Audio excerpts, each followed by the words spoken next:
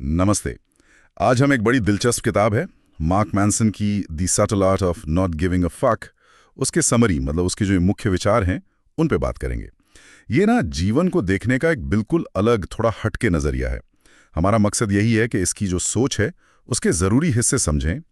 मतलब ये कि अपनी एनर्जी कहाँ लगानी है और कैसे मुश्किलों से भागने की बजाय उन्हें अपनाना शायद ज़्यादा बेहतर है। हाँ बिल्कुल।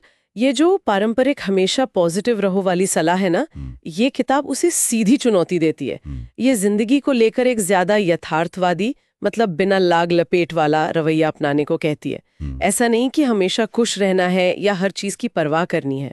बिल्कुल।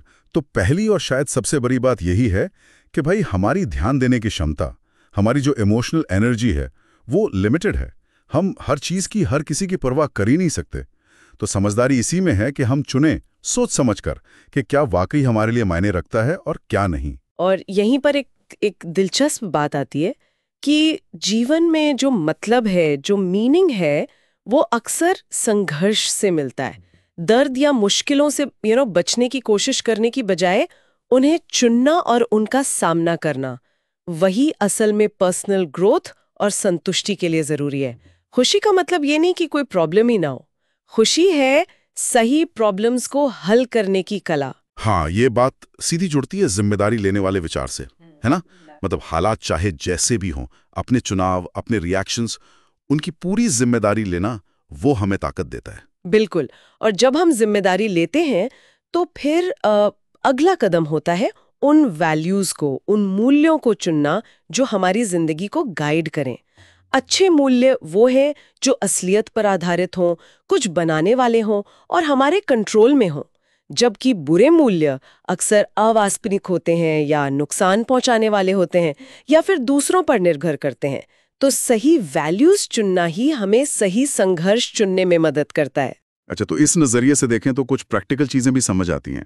जैसे जैसे ना कहने की हिम्मत, मतलब गैर ज़रूरी चीज़ों या मांगों को मना करके हम अपना कीमती टाइम और एनर्जी बचा सकते हैं। और एक और बात थी कि प्रेरणा का इंतज़ार मत करो, बस छोटा सही सही काम शुरू कर दो।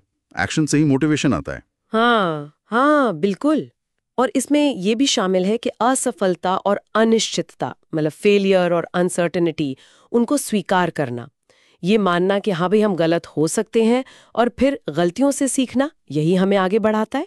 और ये उस सोच को भी खारिज करता है कि कोई पैदाइशी तौर पर खास है या बिना मेहनत के ही सफलता मिल जाएगी।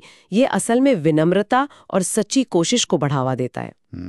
तो कुल मिलाकर ये सारे विचार हमें यही सिखाते हैं कि एक अच्छी सार्थक जिंदगी के लिए अपनी सीमाएं जानना जरूरी है। जीवन की जो मुश्किलें हैं जो आएंगी ही, उन्हें स्वीकार करना जरूरी है और उन चीजों पर ध्यान देना जरूरी है जो सच में मायने रखती हैं। और हाँ, एक आखिरी विचार जो ये चर्चा शायद उठाती है, वो ये कि किताब मॉर्टैलिटी पर यानी जीवन की सीमितता पर भी सोचने को कहती है।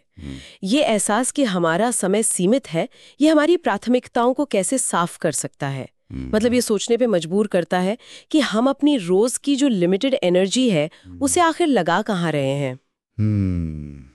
वाकई ये ये सोचने वाली बात